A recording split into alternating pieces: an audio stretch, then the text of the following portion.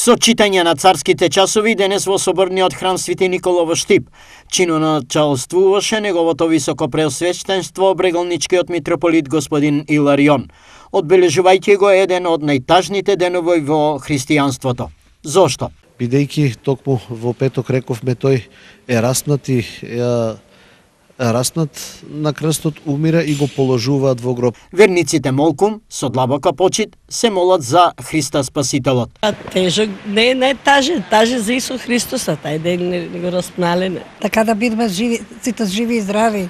Не може да ти кажам ништо. Не се опишува со зборови. Не, само со срцето. Ако имаш желба, тогава си го поштуваш празник. Ако не, џаби ти е празник, џаби се.